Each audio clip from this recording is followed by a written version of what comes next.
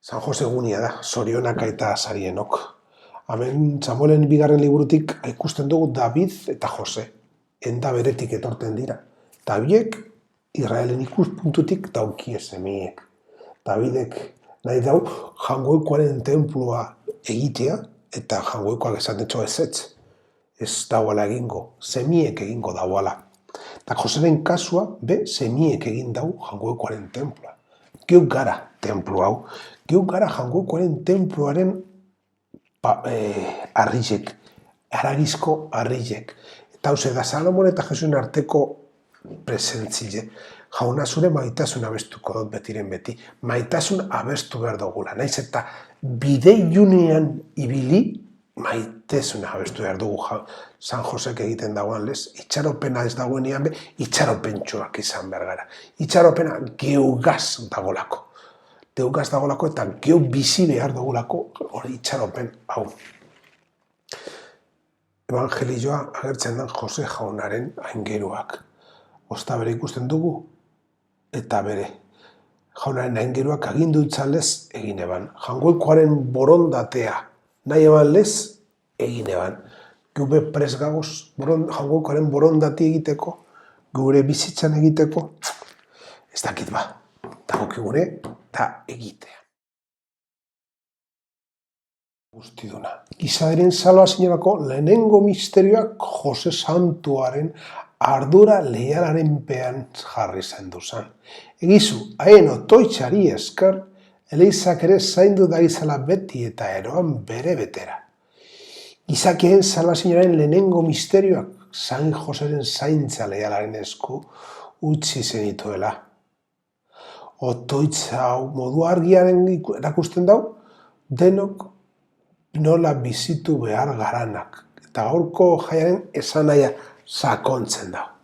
San Joseen irudia agertzen da, Kristoren jainkozko realidadiaren ezeuriari guztiaren zaindari giza.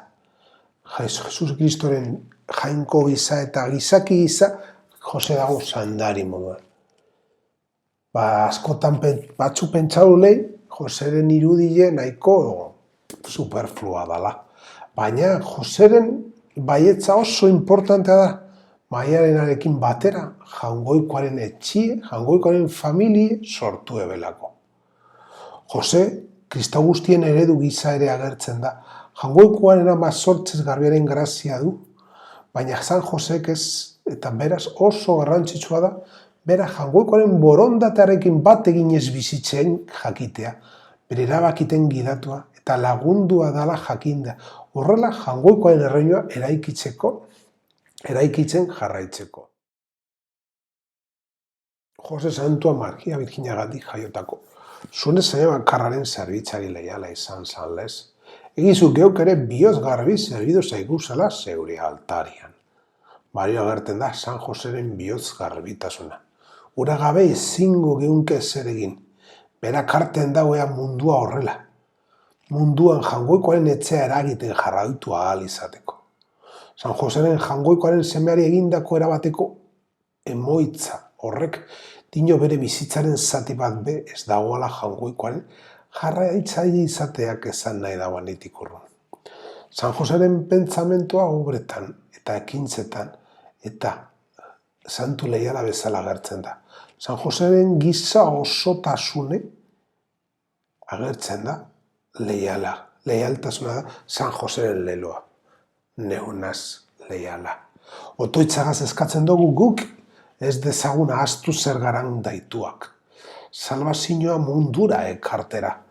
San Jose santu handia da, evangelioetan ez dau ez ia ezer berba egiten, baina jangoikoaren berbak erabat eraldatzen dau. Bere bizitza bere semearen eta bere emazte Eleizaren zaintza izateko. Eta zure honditasuna kantuz autortzea bedeinkatze eta gorestea. Jose Santuaren festaburua ospatzen dugun egun honetan. Hau bai gizon zune zena. Jangoikoen ama Virginari zuk zen hartzat emona. Hau bai zerbitzari leial eta zentzuduna. Zure familia Santuaren burua esarria. Aitak bezala zaindu eian. Espiritu Santuaren egitez sortuktako zure zain bakar Jesu Kristo gure jauna. San Joseren zai bidezko irakaskiak berba egiten duzkun, abiadero bat orkesten duzku. Baina zer da jausti izatea, jausita, justu izatea barkatu. Jangukoen naimena beteten dagoena da justoa.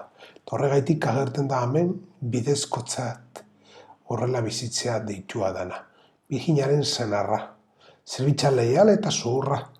Hori izan leiteke kristauantzat joten dan edozein leloa.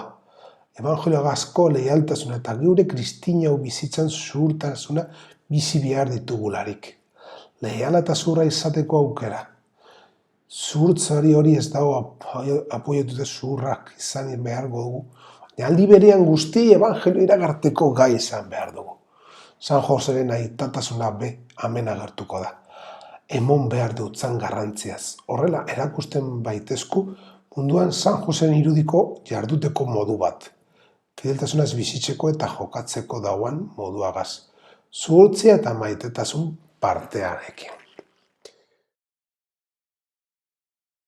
Altarako janari santua sasetu dozu jauna. Zeure kristau familia hau. Jose Santuaren festaburua pozik ospatzen dauan egun honetan. Zaindu egizu beti zure babespean, eta gorde beragan, zuk maitasuna handiz emondako doaiak Jesu Kristo. Esaldi honek, toitz honek eskartzen dekintzari, lotutako eskaera batean kokatzen gaitu. Jaiegunetik eskatzen dugu Elizak munduaren erdian albiste hone izaten jarrai dezala. San Jose izan bezala, baina gainera, guk eukaristian parte hartzen dugu. Eukaristiak lagundu egiten duzku, eta kristau izaten ustean duzku. Goten duzku esan doeak jangoikoain ontasunean gorde daitezan. Hau da, konservazio jangoikoain ontasunetatik dator.